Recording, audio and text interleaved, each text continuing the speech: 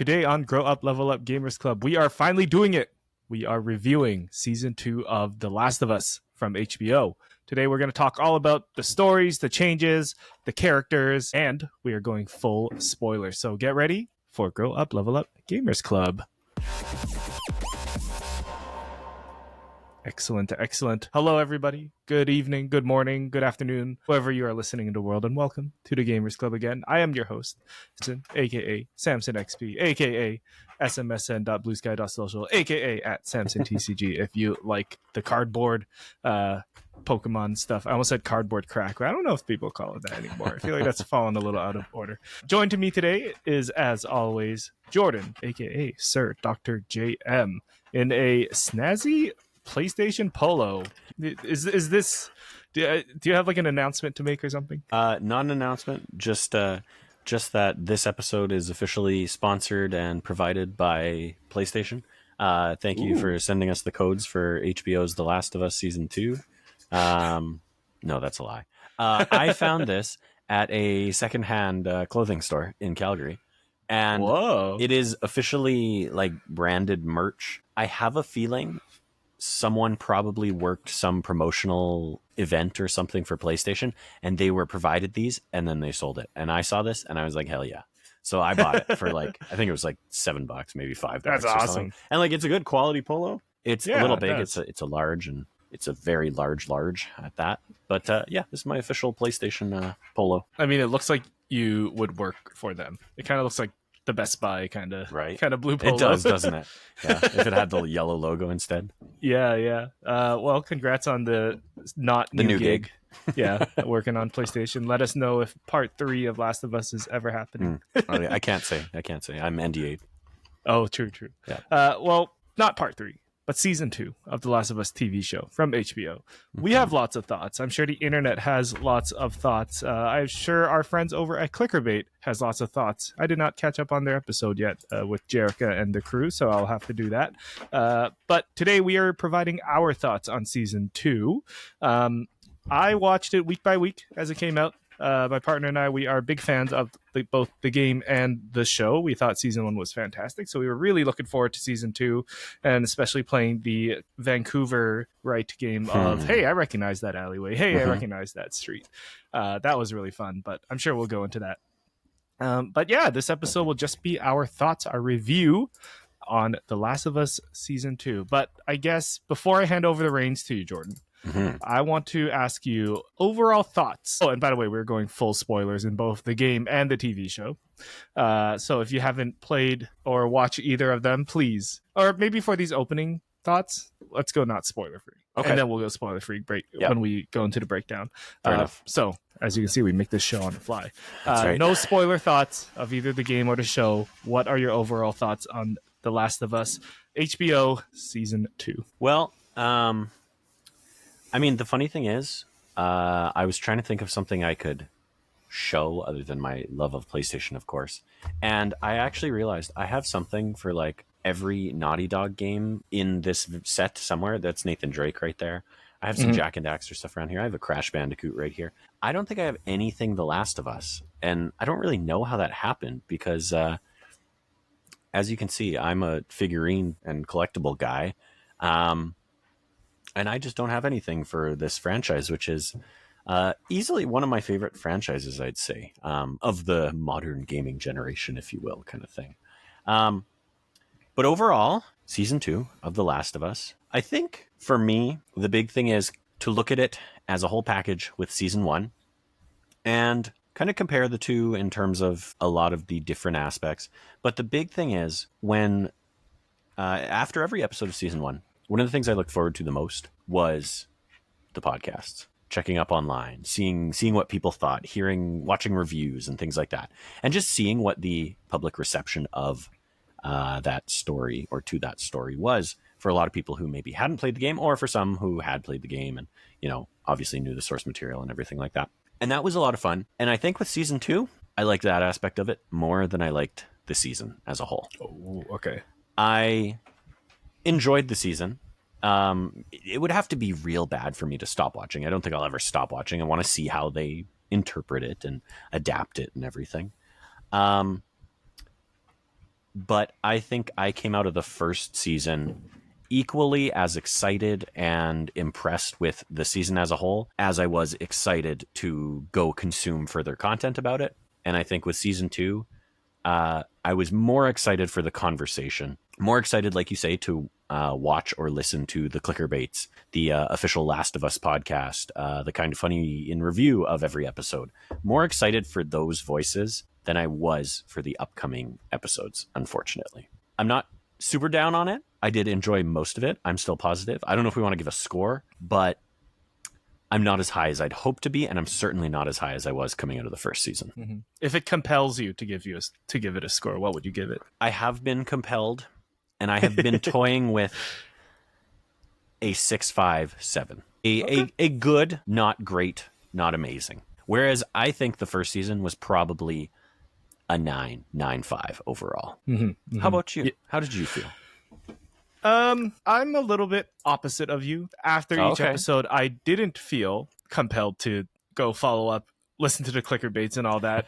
To be fair, I usually don't. I've kind of fallen off of that. Like what's the commentary on it? At most, I actually really like going to Reddit because I feel like those episode threads have like a good mix of like, hey, this was this Easter egg, and then hearing people's thoughts like that. I don't go digging for the Last of Us podcast. The only one I really listen to is Clicker Bait. But I would say for this one, week by week, it was a little weird because halfway through the season, it became a game of what did they change? Oh, that's interesting. They changed this here. Oh, that's also kind of interesting. It's a little slow, isn't it? And then we're like, oh, we're already day 3, or sorry, no spoilers, but we're already here in the game, in the story. So I thought that kind of took me out of it, to be honest. It was there was so many changes in the story structure and the way they presented characters, in good and bad, that it kind of took me out of the story. That being said, it was also a story I already knew, similar to the first one, so maybe that's why I was not focused on following along with the story, because I kind of knew what was going to happen most of the time. But that kind of perspective, that kind of way to enjoy content, I don't know how you would describe it, was like kind of surprising to me, because I don't know if I've done that for other shows or mediums. That being said, I forget who mentioned it. Maybe it was you. But maybe this is what people who read books that get adapted into TV shows or movies feel. Maybe they're always looking for that anyways, like mangas and animes. But yeah, that was just a weird thought I had halfway through. Now, that's not saying I didn't enjoy it. I really liked seeing some of those changes, and I liked seeing like, oh, I really love how they expanded on this character. I liked some of the changes as well. But it was more of I'm going to give it a score as well. I'm going to give it a 6 out of 10. I'm a little... Oh, you're even lower about than the me. same.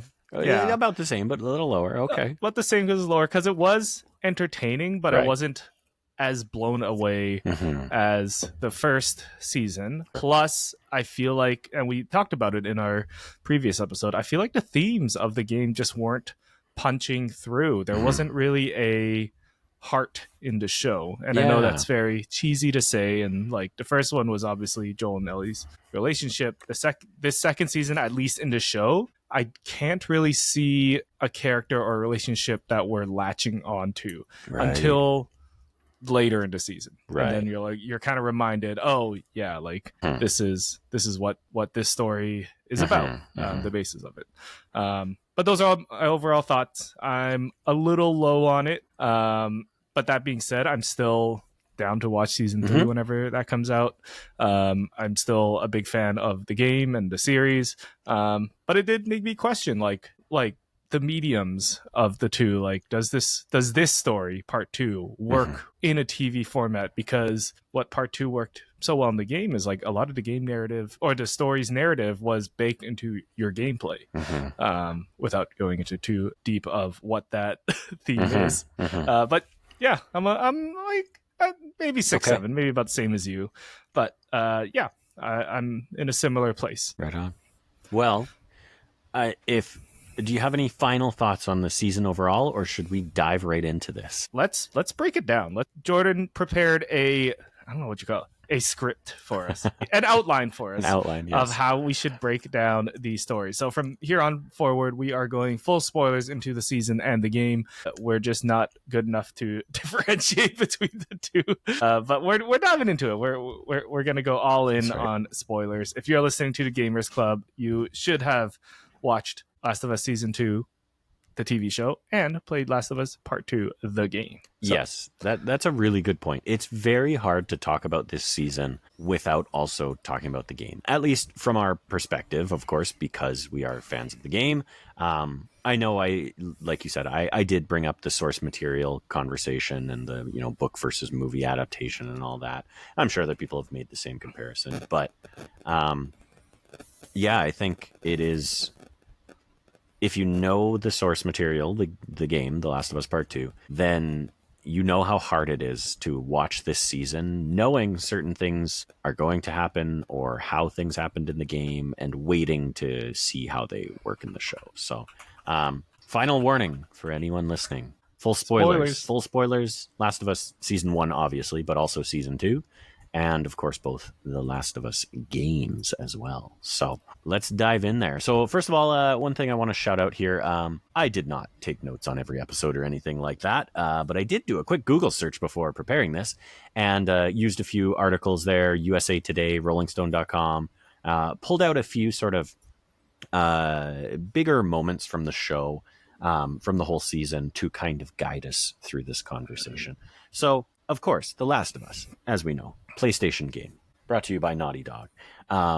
Easily one of the goats in the games industry, coming from humble roots with Crash Bandicoot.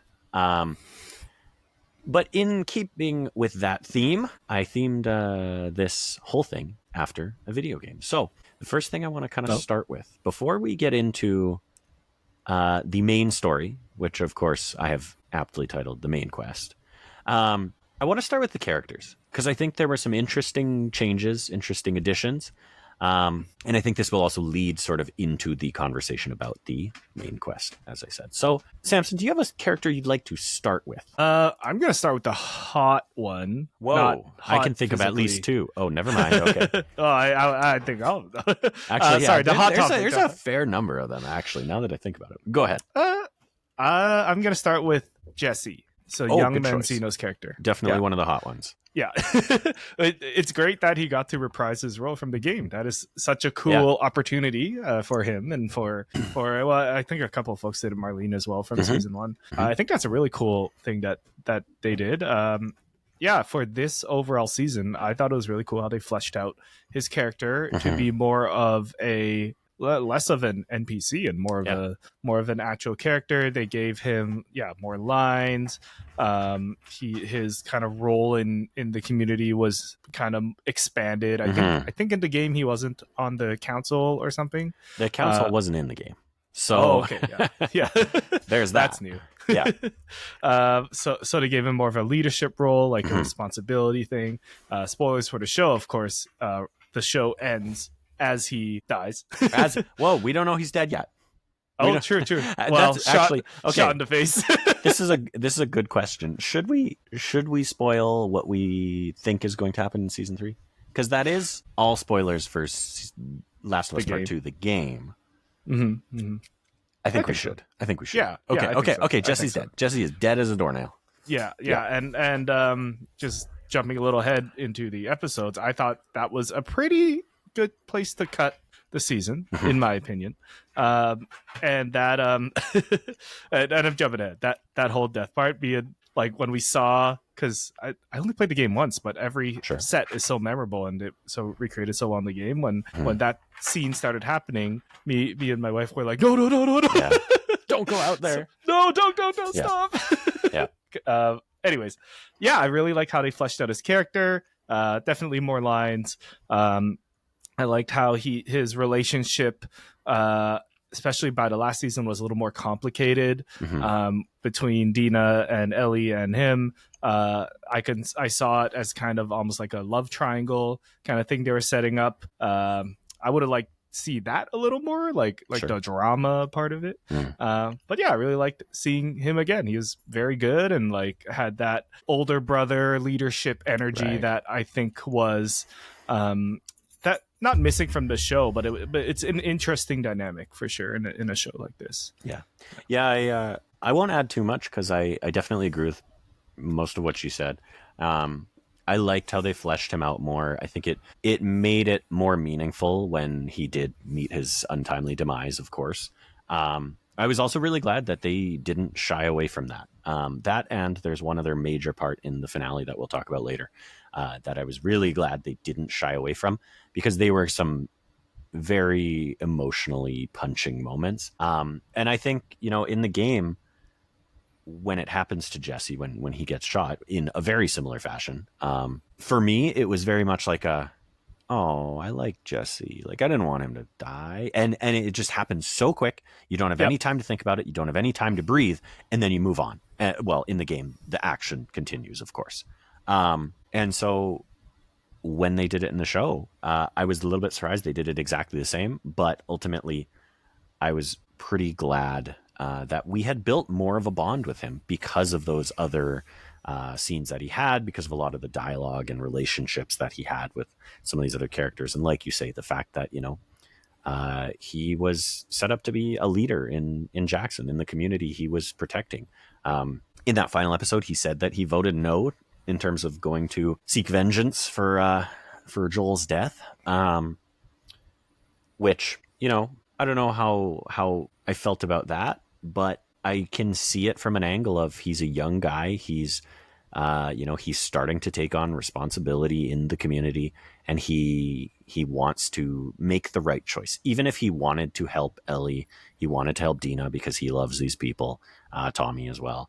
He knew that, for the greater good, the right choice is to stay in Jackson, to not go seek vengeance. So, and then he makes a similar call when he makes the call in the final episode to go after Tommy rather than following Ellie into battle, when he knows that fight is, in many ways, futile effort. So anyways, I won't say too much more. Any final thoughts on Jesse, or can I bring in another character? Please bring in another character. I would like to go back to the topic of death in this interpretation of The Last of Us later, but okay, that's fine. But let's get through all the characters first. There's a couple characters I want to talk about before we really get into it. If you want to, we can talk about Joel and Ellie. I feel a lot like we both conveyed our feelings about Joel and Ellie, especially Ellie, when we spoke about the show the previous time. At least I did. I don't feel like my opinion of Ellie has really changed, so we can come back to them. But the one that I want to talk about is Dina. Oh, okay. Yeah. I really liked, I forget her name, Isabella Merced. Yeah, sure. Yeah. I really liked her as an actress. I liked how she played the role. I don't necessarily like the changes they made to the character. And I'll expand on that by saying I have no problem with some of the backstory stuff that they set up for her.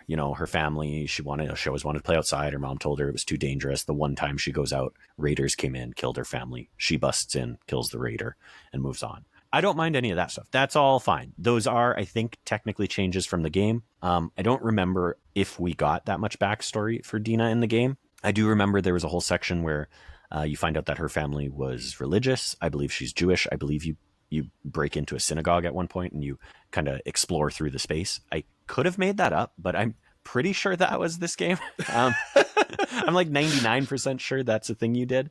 And you get some of that backstory through optional conversations and things like that in that moment. So, I'd love to have seen that, but I didn't mind the changes they made. What I did mind was one aspect in particular. I liked a lot of the play between Ellie and Dina. I liked their budding relationship. They're young and excited and a little uncertain about each other and their feelings and all this stuff. What I didn't like was how they made it out to be this big thing where Ellie is stupid and Dina is this mastermind.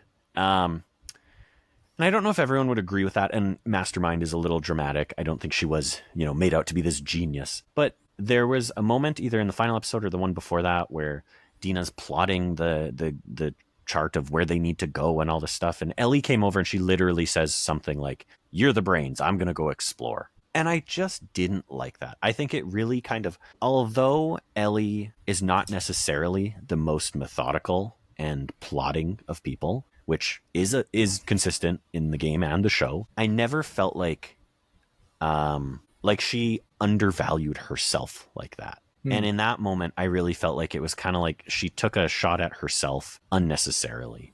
And I, to me, in the game, their relationship in a lot of ways felt a little more, I don't want to say real, but it felt a little more, I guess equal would probably be how I would put it.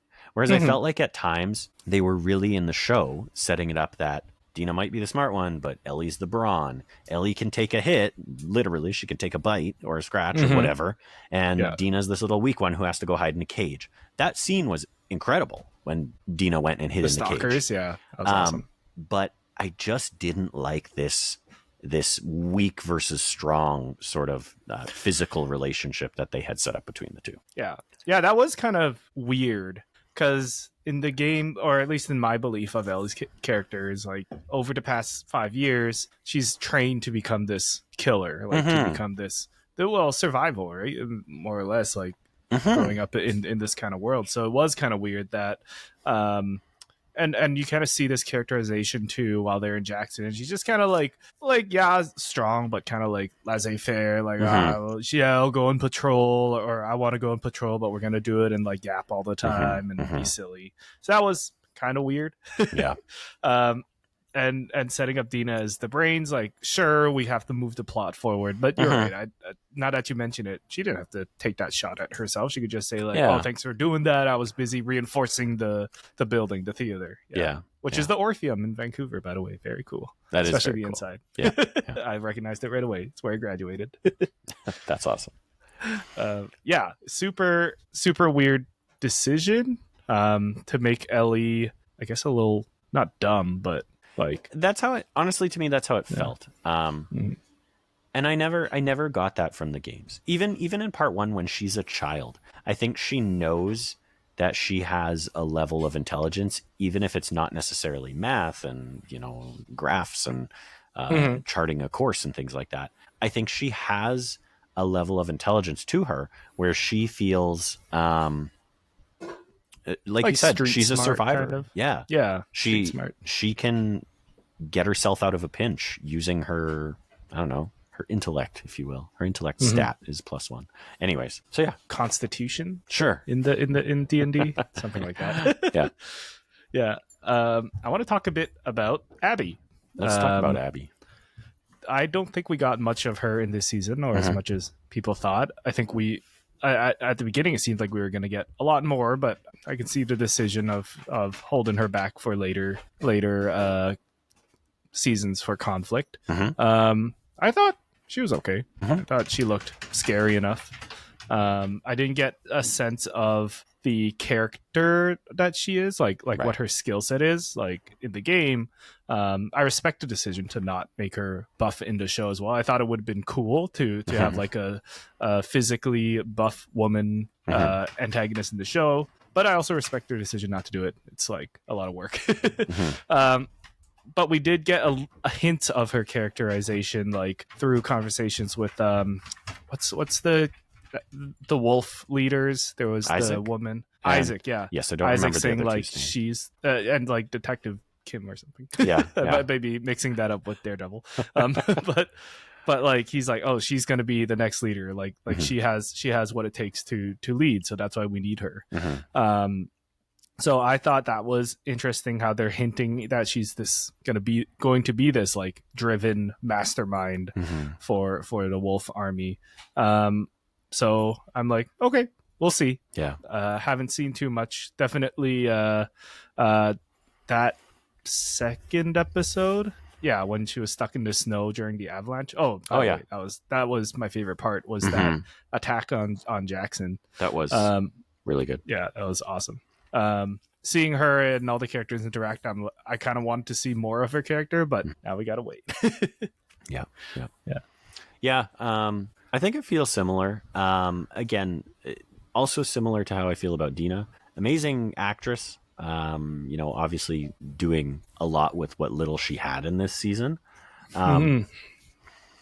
I struggle with, like you said, the physicality. Hmm. I know you said, you respect their choice. I can respect their choice, but I never felt like she was imposing either. And I don't know how you convey that, from an actor actress standpoint. Was she brutal when she was wailing on Joel? Absolutely. Did she, again, portray that particular scene well? And you saw this cruel nature behind her? Absolutely. At the end, when Jesse gets killed and Ellie comes out and everything, I feel like you could see a lot of emotion behind her. I let you live, and that classic part. But I did want more of an imposing feel to her. I did want more of I muscled my way in here. I just killed your best friend. I'm pointing the gun at, who did she have? Was it Tommy? Yeah, it was On the Tommy ground? on the ground. Yeah. Yeah. I wanted her to feel like more of a threat, and I didn't personally feel like that. But regardless, yeah. I'm excited to see where they take her. Jumping to the very end, the sort of post gunshot scene where she wakes up in the stadium and we go back to Seattle day one. I loved all of that. I thought that looked perfect. That could have been one of those, one of those scenes directed by Neil Druckmann, just because it seemed so shot for shot. Here's what this was in the game. We're going to follow her out to the stadium. The doors open and she's a part of this, a big part of this. So literally, I did like that. Yeah, just piggybacking off that, literally, like, you had that little chat. She was reading a book. She gets up, and it literally goes to a playable moment over the shoulder, the perfect like height, right under the waist kind of thing, and then it falls her out the doors. And I'm like, yeah, that's like, what the heck did I throw that in for us? Yeah, totally. I want to see more of her being imposing, like that part at the end. She just has the power over everybody.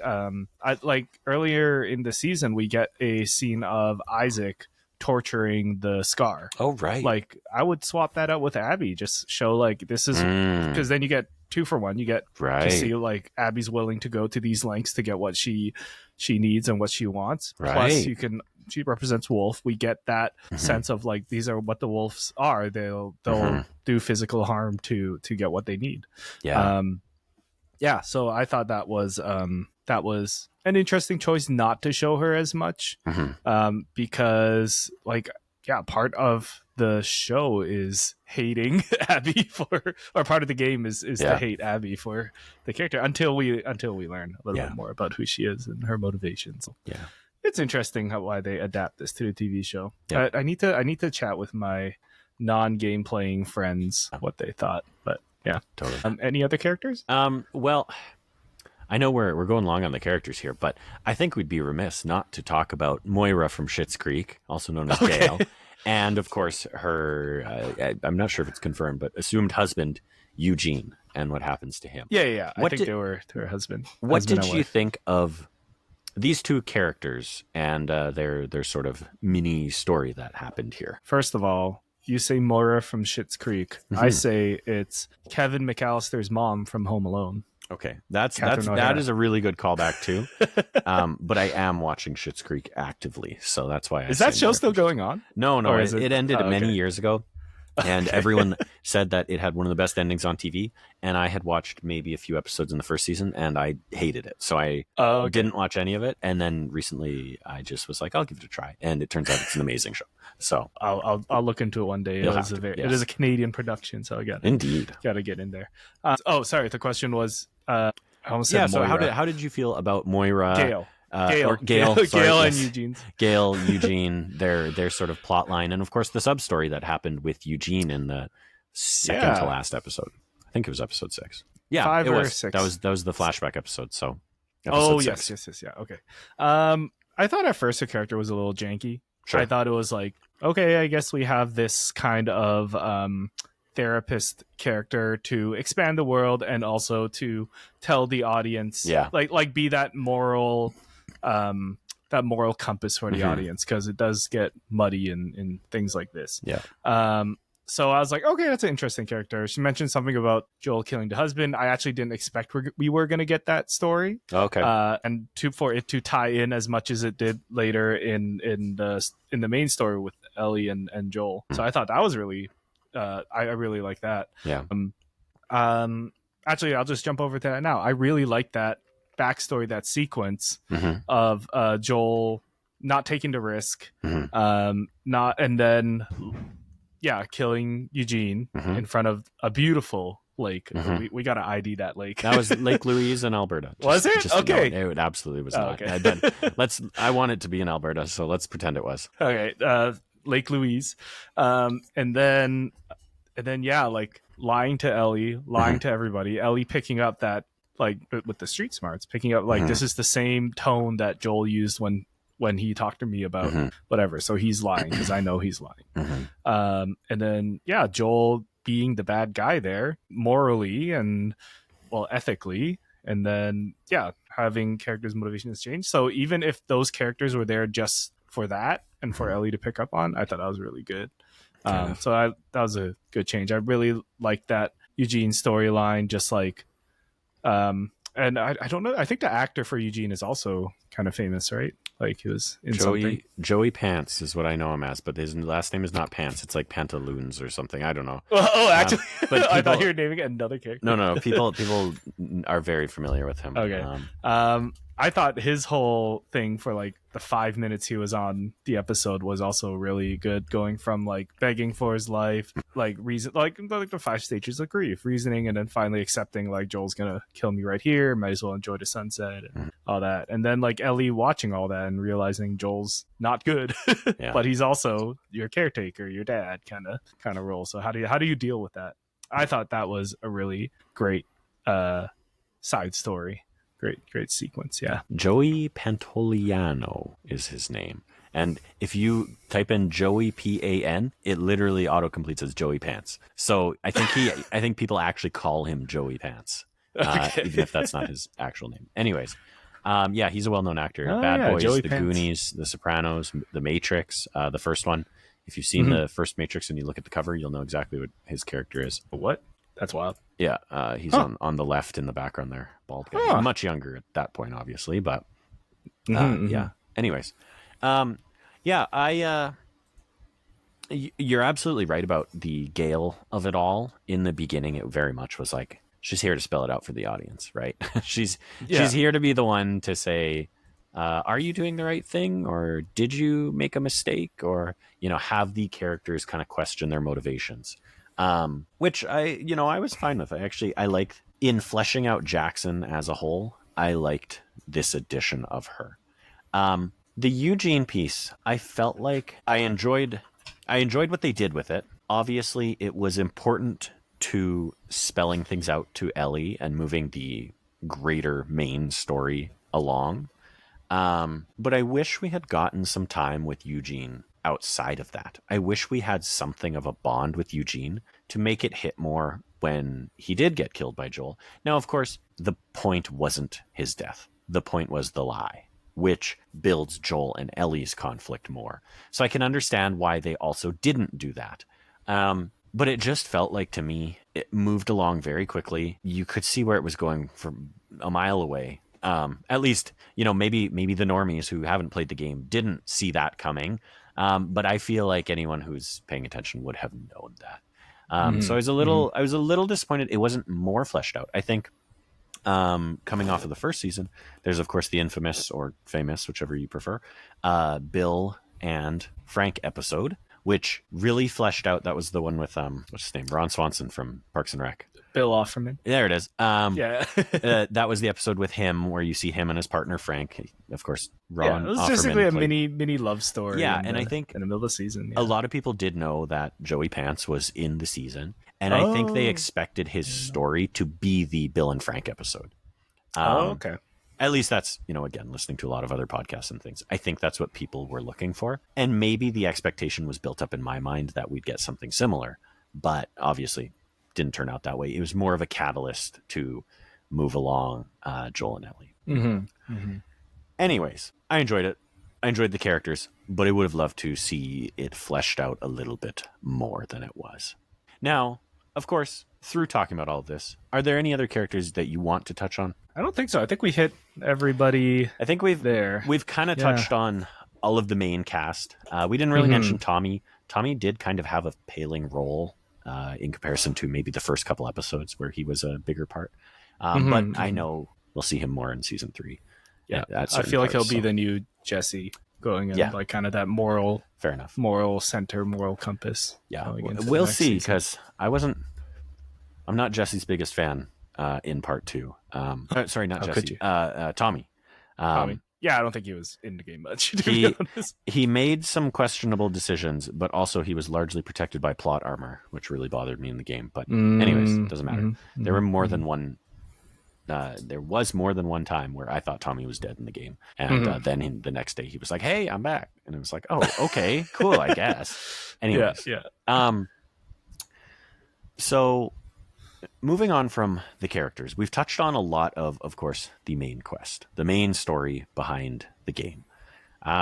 Ellie's journey to seek vengeance against Abby for killing Joel. Now, I think we also kind of talked at the top of the show how we felt they adapted the game to the show. But I want to talk a little bit about the pacing, and in particular, the flashback episode, episode 6. So episode 6, of course, was the one where they threw flashback after flashback after flashback. It started, I believe, with Ellie's 16th birthday, which was an incredible part in the game and incredibly well done in the show as well.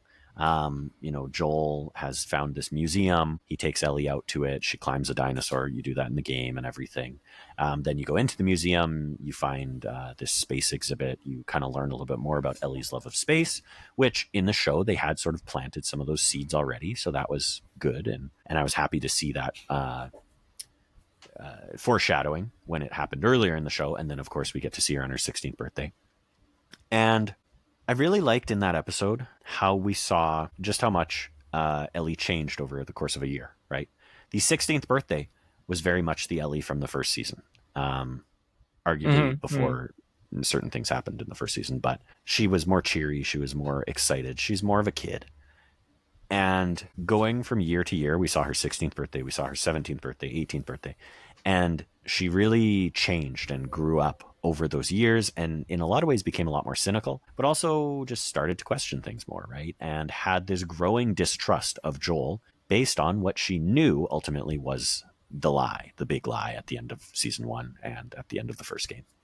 But I really struggled with that episode because although it was very, very well done, I wish they had done it more like the game, where we saw some of those flashbacks earlier in the season. Although that episode was very well done, I think it would have been nice to see, okay, we have this through line of, if the top layer is Ellie's journey from Joel getting killed to chasing down Abby, it's nice to take a break from that every now and then and go, how did we get here?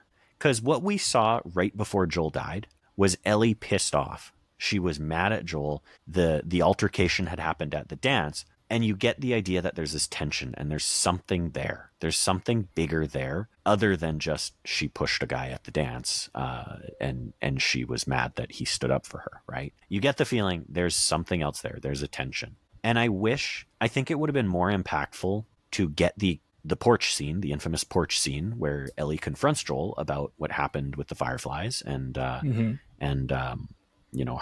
purpose.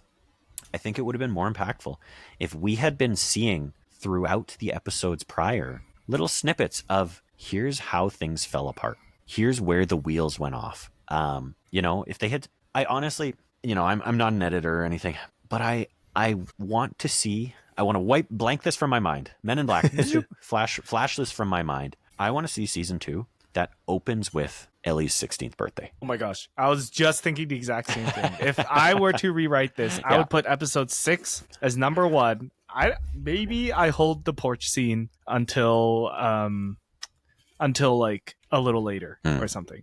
But I want to see that build up of this growing distrust. Exactly. And then we jump to where we started. She's 19. yeah, there's this tension. It's like, oh, it must be because she got a tattoo, moved out, whatever. Right. It's like, that seems like an overreaction, Ellie. And then we find out later that it was the things on the porch scene. Like, yeah, I just felt it was so janky, it being number 6. Yeah. And then episode 7 doesn't really touch on any of that. Like it was weird. It was the strongest episode, I agree. Just where they put in the season, very weird. Yeah, I would have loved to. It's so funny that I hadn't actually thought of that until I was rambling on there. But it's funny. It's funny that you thought the same thing, because I think it would have been really nice to open the season with that. Hey, you remember those characters you grew to love from the first season? Here they are. We're picking up almost, arguably a couple years, maybe 1 year, maybe 2 years after the first season ended, after the big lie. But we're picking up right off with them. And guess what? Not a lot has changed. They are tighter than ever. Joel and Ellie are like this. Joel is the daddy figure. Ellie is the daughter. She very much values their relationship. And even if she has that distrust, we see the good. We see the good in their relationship. And like I say, just this father-daughter. And then we could have even gone, immediately from that to, I don't know, something else in Jackson. Hey, we're going to jump from she's turning 16 here. Well, now she's 19. And maybe it's when she's shooting with Tommy. And we see that, this season isn't going to be the same Ellie. This is a more grown-up Ellie. And then they kind of go into that. And then maybe in the next episode, you know what? A brain blast. Maybe we start every episode with a flashback, with one of those birthdays. And it just sows the seeds of here's how things fell apart. And I think that would have helped with the pacing of this season a lot.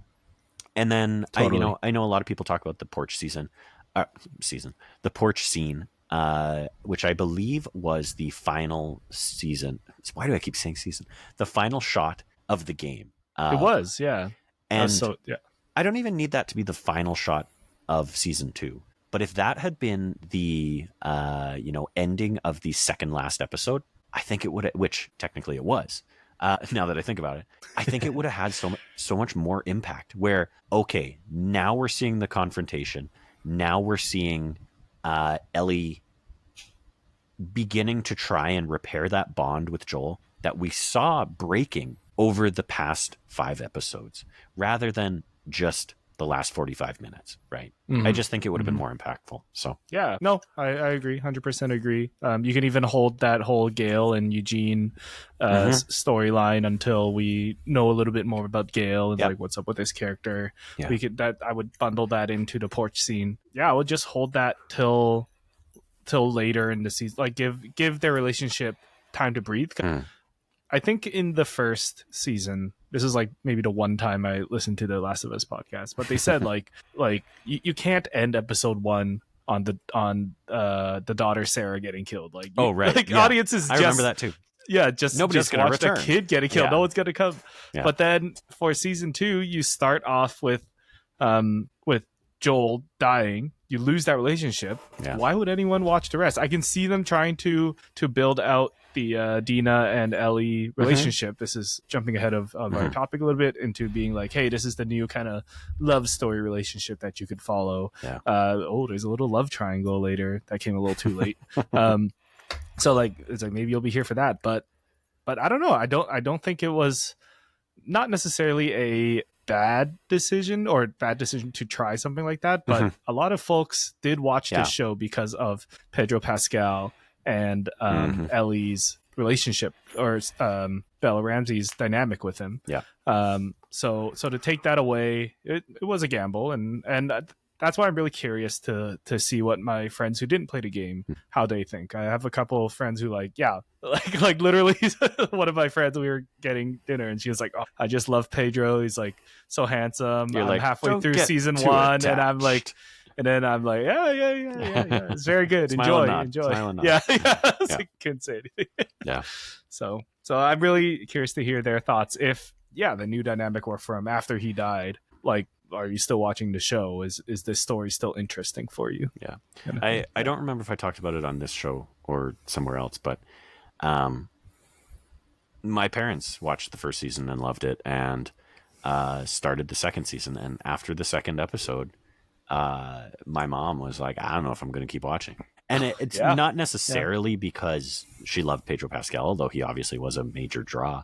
In a lot of ways, it was the brutality and everything like that, which I know she's not the biggest fan of, but she has watched, The Walking Dead and Sons of Anarchy and Dexter and all these other shows about killers and stuff. So anyways, I know she said, I don't know if I'm going to watch the rest. And I said, look, I'll just tell you now, he's going to be back. There will be flashback scenes with him. And she was like, okay, I'll keep watching.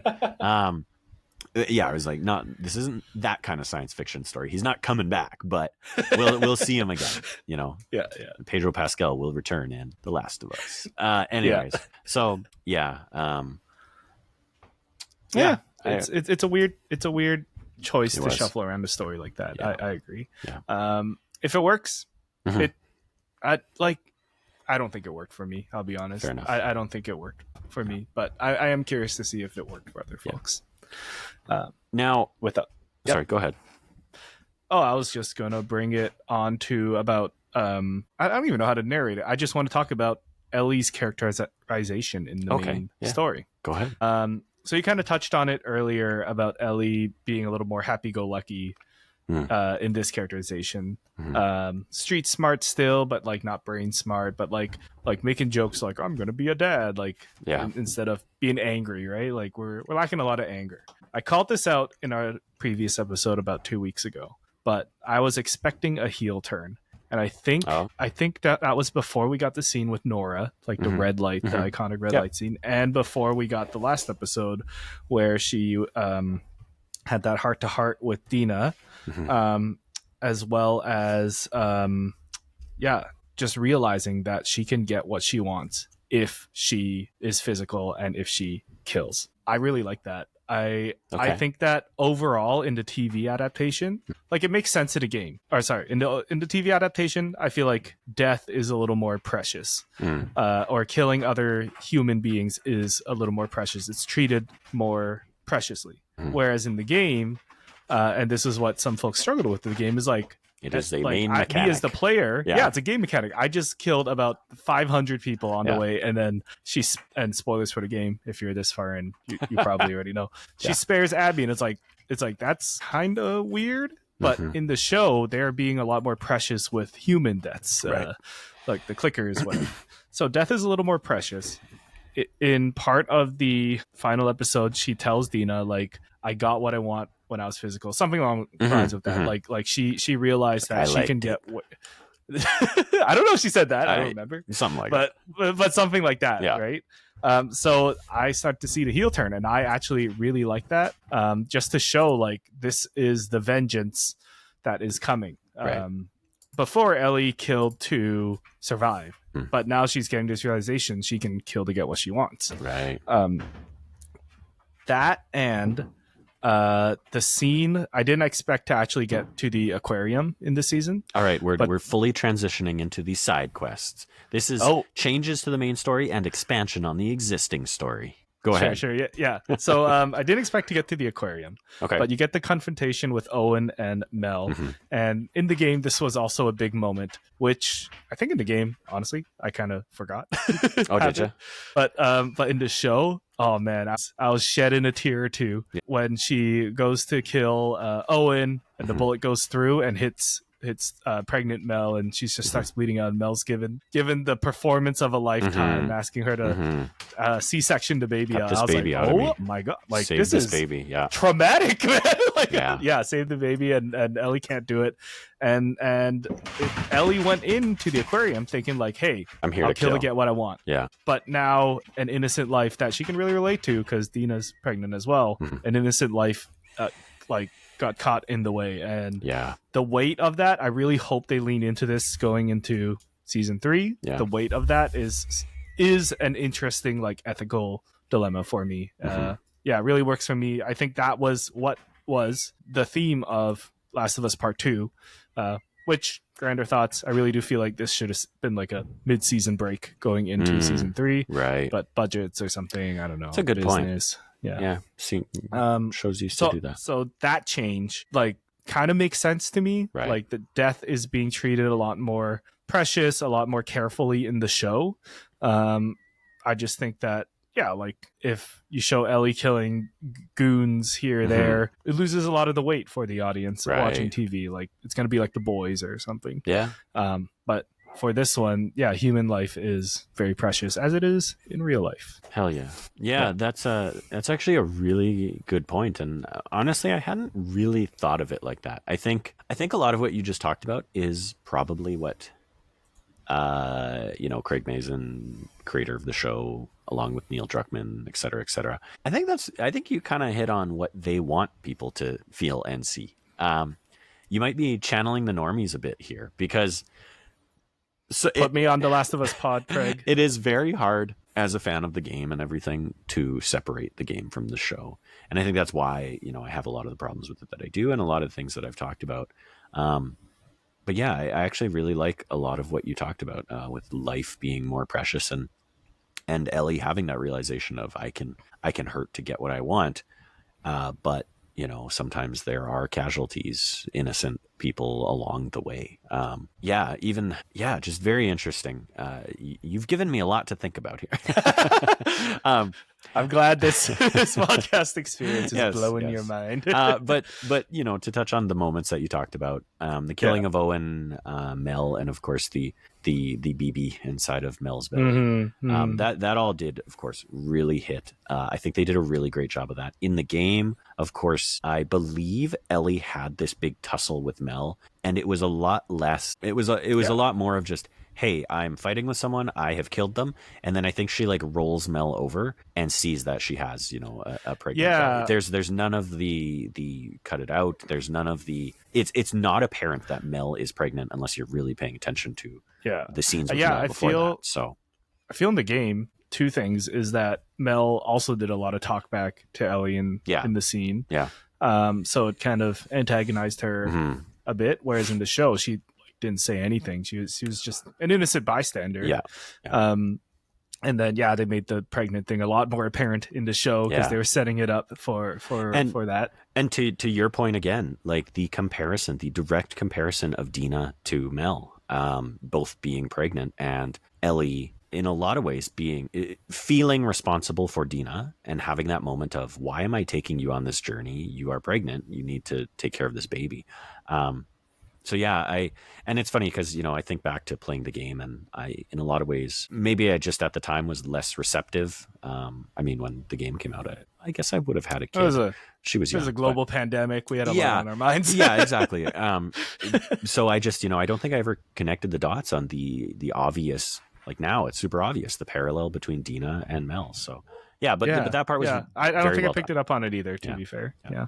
And I was happy they didn't shy away from it either, because I was wondering if they might. But they didn't. So props to them on that. Do you want to talk about any other side quests, any other changes or expansions on the main story? I'll end it on a rose. On something I liked. Yeah. I liked the change where they made it very clear, okay, our crew's together again. This is like the last episode. We got to get out. We're going back to Jackson. We're done. Whereas here. I think in the game they were still pretty gung ho on hunting Abby down. I like the more logical, I guess, conclusion of we're going back, and then Ellie defects, and it when she sees the opportunity. Yeah, I felt like in the game everything happens, and then they go back to Jackson or Jackson-ish, right? I think when we cut back to Ellie and Dina, they're not quite in Jackson, but they're close enough. In close proximity, if you will.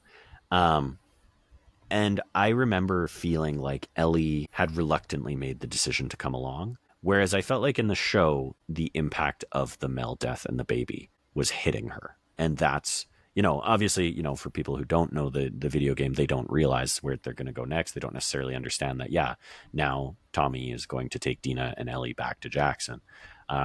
But I do feel like it will make more sense to now see Ellie back in Jackson after going through this traumatic experience, and making the right call to, okay, it's time to give up the grudge, and head back to base kind of thing. So I like that. Yeah. We could move on to the DLC. The DLC or added story content or features. Okay, I see. Yes. Yes. What Jordan really themed out this episode. It's great. So, there's a couple different areas we could start here. Obviously, we've talked about a lot of the added story and things like that. Was there anything that jumped out at you that you really let's we're talking a lot of negativity here. Is there anything that you really like? I liked seeing Josh Peck randomly in that one episode. That was Josh Peck with Drake and Josh. That was a really good cold open. Seeing the overall beginning of Isaac becoming who he really was. Of course, that scene where he takes the newbie, gets out of the WLF truck or whatever it was, and he tosses the grenades in the back. I think it was a Ferda trucker. Fedra. Fedra. Yep. Ferda boys. Ferda, yep. And then he tosses the grenade in and just kills everyone because what is it like he knew they were going to defect and not be part of the cause that he wants. Crazy, but that Josh Peck very unexpected. He starts talking, and then I was saying, oh boy, I was like that's Josh, right? And then my mom was like, no. It's like, who? It's like, no, it's just a guy. And then he threw up that Instagram post later. I was like, no freaking way, that is too funny. But I really like that scene. I like how they are. I feel like in the game, Isaac was in the game was like there. He was kind of your the guy you chatted with the most in WLF, but I really like what they're doing with him in this show. Just like just characterizing the WLF more as to being not just another Fedra. They are these folks that are more cruel, more scrappy, but also very organized and strong military wise. Yeah, and they have a hierarchy to them, right? We know Isaac is the leader. He talks about Abby being brought up to be the next in line kind of thing. We see obviously some of his commanders, if you will, in those other two. The one lady who her kid locked himself in the spore area, and I think that also that goes to build the WLF even more, right? Those are very militarized people. In a lot of ways, at least some of them understand the impact of, we have to lock ourselves in here for the greater good. We have to sacrifice ourselves to save these other people and barricade this area from the inside. So it's kind of like an opposite of what Jackson is. Jackson's like, we're not moving, we're building a community here and it's safe, whereas WLF, they'll expand, they'll recruit, take over buildings and cities to and that's their way of survival. I will touch on this now, I guess. The conflict between them and the Seraphites or the Scars, kind of janky in the season. I get that they are setting them up for the next season, but I definitely thought it was kind of weird the way they they kept forcing that kind of conflict in without any resolution, especially that last sequence where Ellie just hops onto the island and then pops out. Easily the worst scene from the show. From the season, if you ask me. Super weird. I feel like they could have just cut that and we would have been fine going into the next season. But other than that, I thought with the first two times we meet them, I think in the forest, and then when Isaac was torturing the Scar, I think that would have been enough for me going into the next season. Like, we'll see there's these multiple factions, right? And we'll get more next season. I don't think they needed to chase them down on the street, but I get it. Kind of showed like Ellie's need to save life, and we definitely didn't need that boat scene at the end. that was very random, and the convenient boat that was still running fine after getting submerged in water. I definitely agree. I think they did a better job characterizing the WLF through Isaac, through people like Manny, and obviously Abby's crew being a part of that as well. And the Seraphites really just felt like they were there. They had that really great scene with the guy being hung up in the trees and in the forest, stomach gutted. Of course, they, again, coming back to sowing seeds for the future, they had the really great shot straight out of the game where Dina and Ellie go into the TV or the radio broadcast station, whatever that building was, and there's all those WLF soldiers literally hung by their intestines, dangling from the roof. And that was straight out of the game, and really a brutal image to see. And I think it was almost a disservice, a lot of the other stuff we saw with the Seraphites. I I understand, again, Craig Mazin, listening to the Last of Us podcast and everything. I understand he's trying to characterize all these different factions as, hey, they're just different people with different beliefs. I don't care. They're gutting people and hanging them by their intestines. Yes, they may have had terrible things done to them, but they are also doing terrible things in return. I don't care to sympathize with these people who literally cut a child's face and give them scars for some kind of unknown reason. I don't know religious if we ever reason? actually really find out why. But yeah, and they have this, religious deity background. And I get that is what they're going for. But I think I didn't necessarily need to have this father-daughter parallel when we first see them. And I understand they introduced the whistling through that, which was actually a good part, right? It taught us that, okay, these guys could whistle to communicate to one another in code. But I just, then they get massacred. And then, the next time we see them, I think was possibly the guy being strung up and gutted and everything. And it was just, it felt a lot less planned than the WLF scenes that we saw. Maybe it's also because we don't have a character to attach to yet with the scars. They're not really setting up anyone. They're just setting up this group of people that the WLF are kind of beefing with, that are kind of getting in the way. But yeah, it's like a little janky. It got jankier as we went later in the season, but which is why I kind of feel like this is just one half of the bigger season. Certainly, I mean, like you say, we can latch on to Isaac and his two kind of commanders in the WLF. We don't have anyone like that on the Seraphite side. But, of course, fans of the video game will know, Season 3, we're going to get sort of adjacent characters in the Seraphites side of things that we will, hopefully, if they do a good job of it, latch onto and bond with. A little bit different, because I don't think you ever want to sympathize with Isaac. He's a very militant force, whereas I think the characters in the Seraphites that you will grow to know, you are meant to sympathize with. And in a lot of ways, I mean, they're kind of defecting from the Seraphites, right? They quite literally, they are. They're not, they're not staying with the Seraphites. So, it's a little easier to sympathize with them when they're getting away from all that. Totally. But anyways, yeah.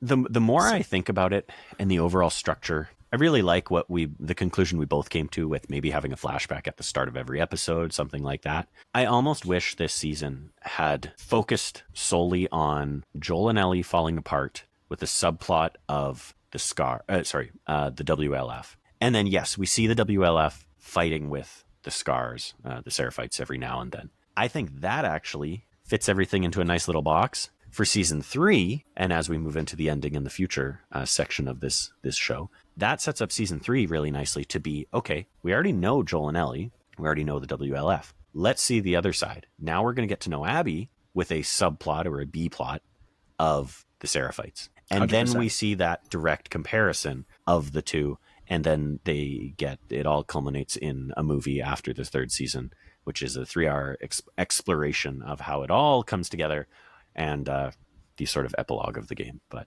anyways, that's in my mind what maybe would have worked a little better. But is there any added story stuff that I might have just breezed over in coming to that you want to touch on? No, I agree with you. I feel like we're leaning towards our last topic about the ending. But just before we get there, I want to touch on the cold open with young Joel and Tommy and Dad. Yeah, I really like that. I liked where Joel got his motivations from to be a better dad, to try his best. I think that is something that all families struggle with, or not struggle with, but like are thinking about. Generational trauma, baby. Yeah, exactly. And when he said that to Ellie again, like, I hope you just do a little bit better than me. I'm like, yeah, isn't that what it's all about? And I really do think that sets up Ellie's motivations for the future as well. Of course, like, she's going to interpret it in a different way. It's going to look a little different as well when she becomes a parent, or if she becomes a parent. That'll definitely look a little different. So yeah, I'm really excited to see like how that fleshes out. And I did really like that scene, that opening. And swordsman from from Hawkeye. Yes, yeah, made an appearance in Daredevil as well. Spoilers for Daredevil if you haven't watched it. That's funny. What was his name? Joel and Tommy's dad. The last. He's famous. Yes, he was in Better Call Saul too, I think. Javier Miller, portrayed by Tony Dalton. There it is. Yes. Yeah. Yeah, he's great. I thought he did a really good job. Actor. Absolutely. I at the time I didn't feel like I needed that scene. I didn't feel like it had that much emphasis or impact. It was like, okay, I get it.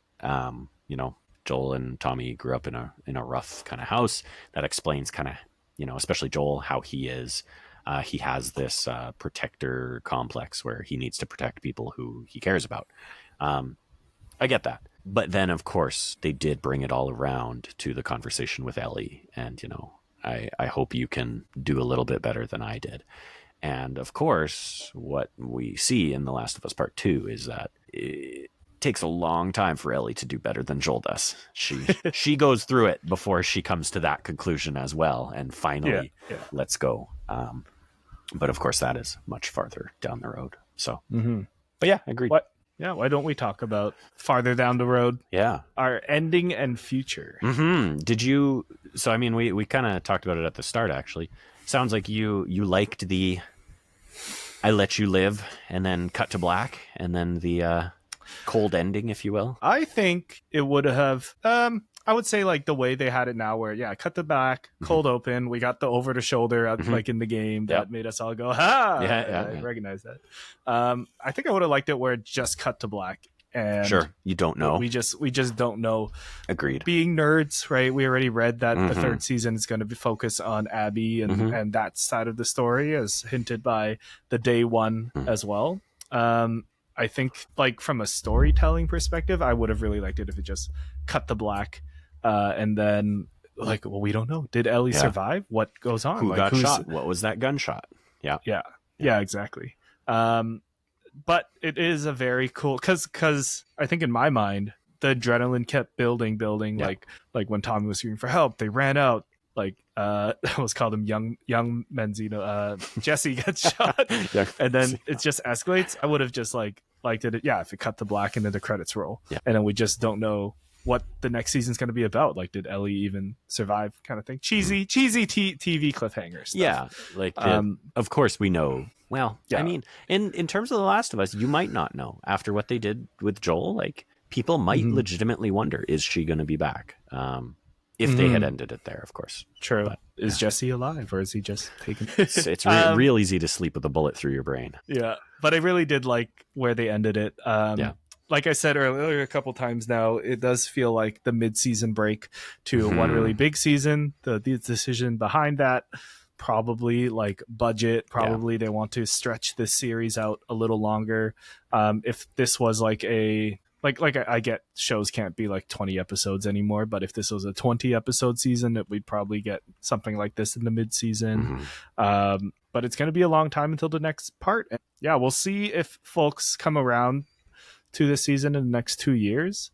But I do like the decision how we are completely shifting focus, kind of like the game, to be on Abby's side now and learn a bit more about her character after 2 seasons of the same couple characters. I can see audiences wanting something a little newer, so I do like it. Like the set at the end, beautiful, like just like out of the game. The artists and the set designers and everyone really popped off here. Like, it looks just like the game and it looks incredible. Totally. While you chat, I'm gonna go kill a bug. Yeah, that's okay. I saw you eyeing it. I saw your eyes flicking up there.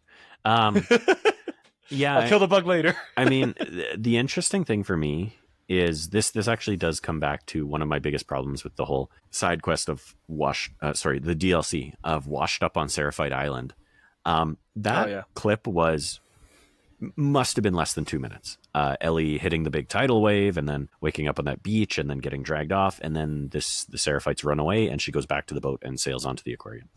That little thing must have been less than 2 minutes long, and we're not going to see season 3 for 18 months at best, I have to assume. Like, the way production works now, we are getting, like I say, 18 months between a season, between seasons of a show is pretty normal. If not, like we're getting 2 years between seasons of a show, I think or more. Since didn't this come out 2023 and we're I think in the January? I think we looked that up. Yeah.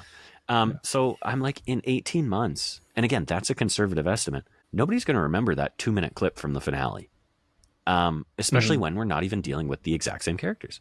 When we don't open with Ellie and, hey, like, of course, there's going to be a, last time on season 2 of The Last of Us, and they're going to show us all that stuff. But even that, in the grand scheme of things, is a blip that they're going to skip over in the recap, right?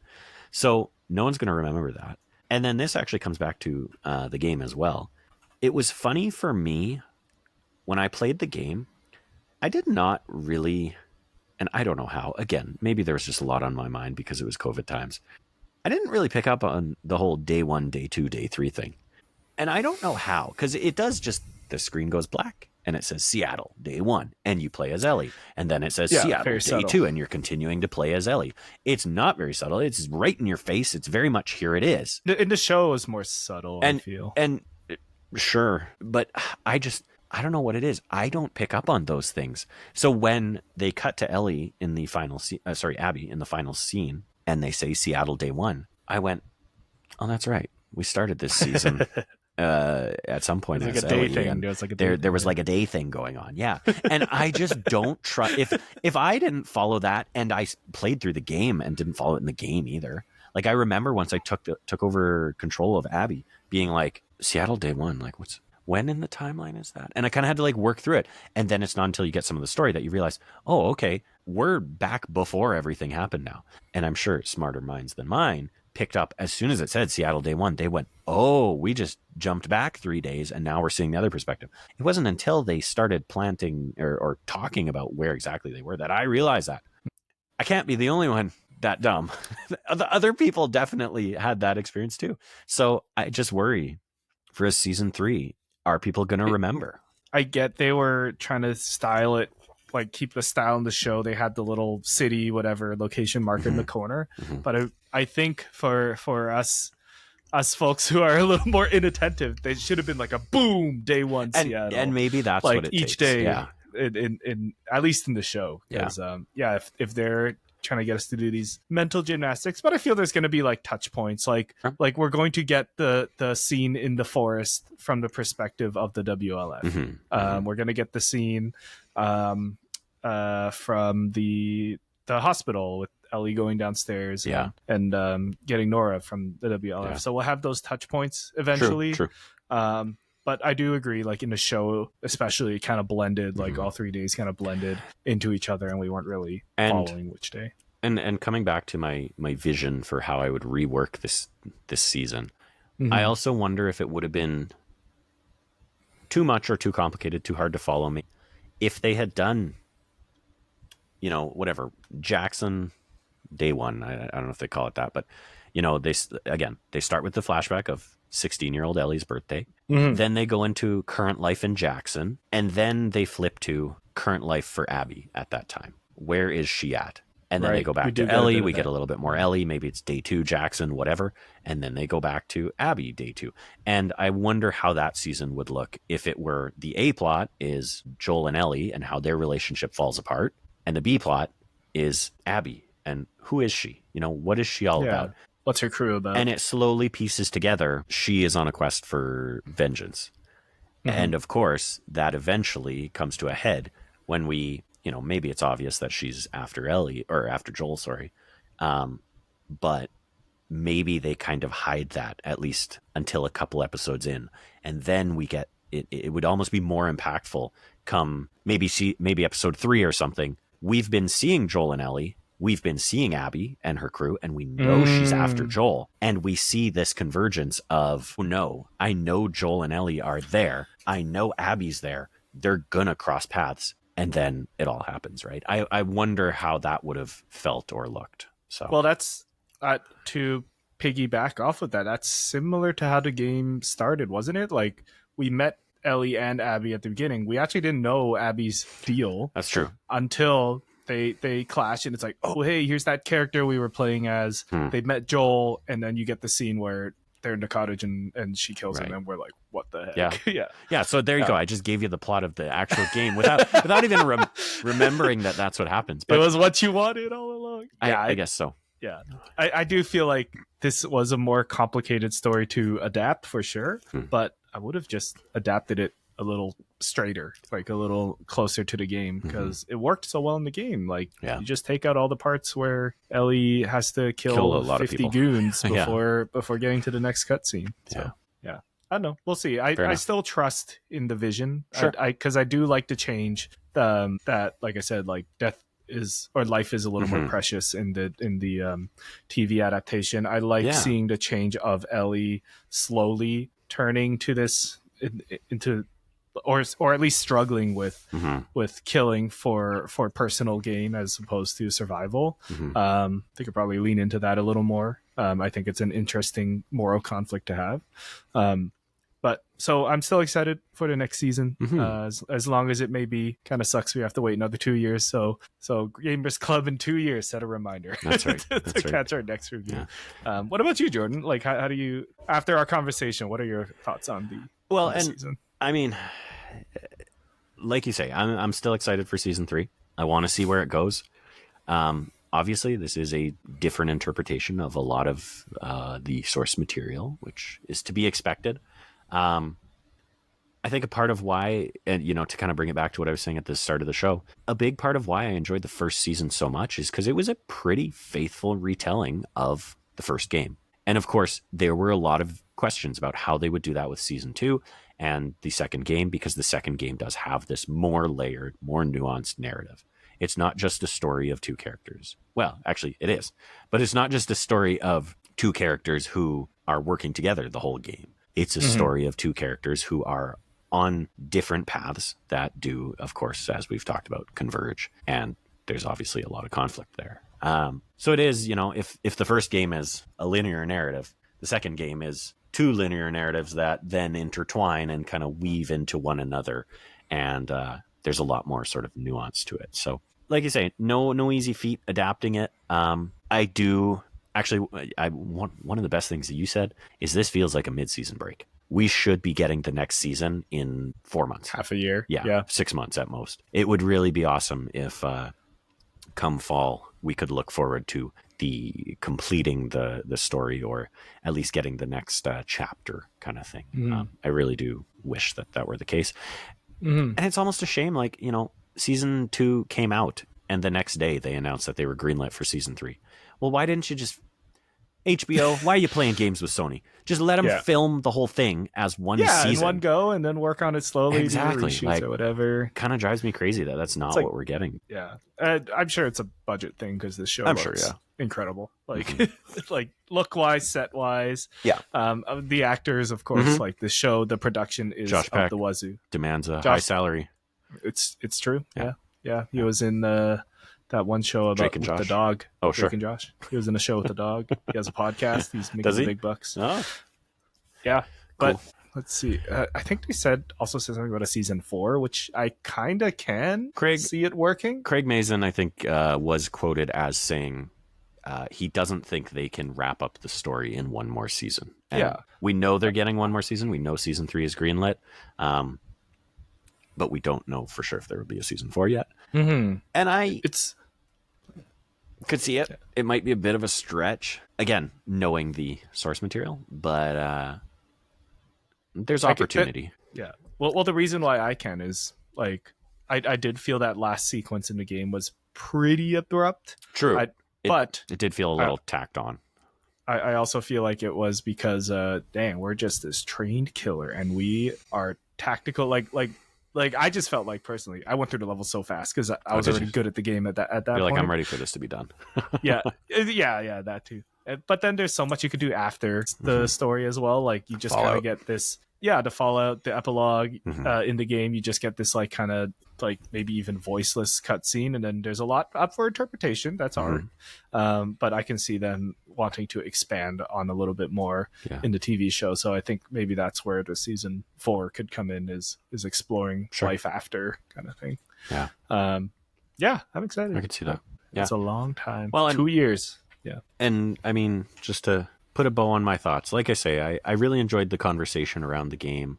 You know, I know you shouted them out, but shout out to Clickerbait. I had a lot of fun listening to their episodes. Yes. And on the most recent one, I was in the chat for much of it as well, watching along as they streamed. You know, shout out to Jerica for being a friend of the show, and anyone else that wants to join. And Kayla and Patrick, all on Clickerbait. Yeah, it was fun to be in the Discord as well, chatting with everyone, sharing our thoughts and seeing new thoughts and all that. And thanks for shouting me out on the show, because I like to point out things in Vancouver. Yes. Like I think it was in the last episode, there was, I'm pretty sure, when Jesse and Ellie were walking down the street, and it's a wider open street. On the left was a grocery store, and I was like, that's technically Yaletown, and there was a grocery store there, so I recognized that. And then one of the alleyways is like, oh yeah, I know those alleyways. You're not supposed to go there because it's dangerous. But they dressed it up to look all overgrown and stuff. Yeah. There was also a part earlier where Ellie and Dina were walking through Chinatown, and on the corner was it was like a rundown store. In real life, it's also a closed building now. Oh, okay. But that was where my grandma used to buy her Chinese herbal medicine kind of things, like the ginger roots and all the dried stuff. I forget the name. So nice. So it's iconic. They were filming right in downtown for a lot of it. That's awesome. Seattle, get out of here. Yeah, no kidding. Well, and like you say, you know, thanks for the shout outs. Jerica did shout me out on the most recent episode as well, because I was in the chat, and I gave her a bit of grief, but it was all in good fun, Jerica. I hope you're listening to this and you didn't you know, take it the wrong way, because I feel bad right now. But anyways, no, it's all good. Well, that brings us to the end of our Last of Us Season 2 spoiler cast. Thoughts on definitely the episode. Spoilers. Let us know what you think in the comments below, or write them in the comments of the Spotify episode, YouTube, or you can message us on Instagram and all that as well. Send a carrier pigeon if you want. Please do. If you want to follow the show, follow at Grow Up Level Up on everything. If you want to follow me and my antics, you can follow me at SamsonXP on everything, at smsn.bluesky.social, as well as at samson.tcg for my Pokemon antics. That's what that is. Jordan, where can people find you? You can find me on all socials at SirDrJM. That's SirDrJM. And of course, if you are in, you know, the Drop In Drop Out Discord or the Grow Up Level Up Discord, look for me at the same handle, SirDrJM. So true. Yeah. Next week we are chatting all about the Switch 2. Oh my gosh, baby! It will be here. It is here. It is imminent on June the 5th, which is a Thursday. That's the night Thursday nights is when we usually record these. But they're doing midnight launches on Wednesday night, June 4th, and you know I will be there midnight, 9 p.m. So you will have some time Pacific. to play. So I mean, we'll see how fast the line goes. We'll see if I can update what other fun things get in the way, and I'll play. I don't know if I'll touch Mario Kart yet. What on earth could you be playing I'll instead? play it for you. Pokemon Scarlet. Oh, I gotta see those upgrades. I gotta see if it's actually playable. I don't know if I told you that game. I think I like binged 15 hours of it, got to the Elite Four, and then I'm just like, okay, I can't. My head hurts. I'm gonna wait for Switch 2 to finish this game. But funny. I'm close. I'm almost there. Yeah, fair enough. But yeah, Switch 2 first impressions next week. And I think we're going to do a couple Switch 2 episodes after that. So make sure you are subscribed and following. Jordan, do you have some wise words for us today? You know what? I'm actually going to flip it on you for some wise words, but it's going to be themed because, as everyone, you know, faithful listeners know, I usually dive into my pile of old video game magazines and pull out a quote or some quiz question from there. Well, today I reached into my pile and pulled this out. What the heck? Is that cloth? I believe, yes, it is cloth. I believe this was the pre-order bonus for Kingdom Hearts 3. It is a cloth full-size cloth poster of Kingdom Hearts 3, and for some god-awful reason, they chose to put Woody, gigantic Woody from Toy Story, in front of a keyhole, with, of course, the Toy Story versions of Sora, Donald, and Goofy. In their kind of Lego stylized version. And it's just Woody. And it's like Woody's the front and center. It's a very large Woody, that's for sure. So, along this theme, not at all in keeping with the theme of the show, I'm going to ask you, Samson, for some wise words, but they have to be something you would find or hear said in the Kingdom Hearts series. Oh, well, my wise words from Woody is, there's a snake in my boot. probably better one would have been "You've Got a Friend in Me." So I'm gonna say that. I'm gonna say "You've Got a Friend in Me" because that also works for Kingdom Hearts. Love it.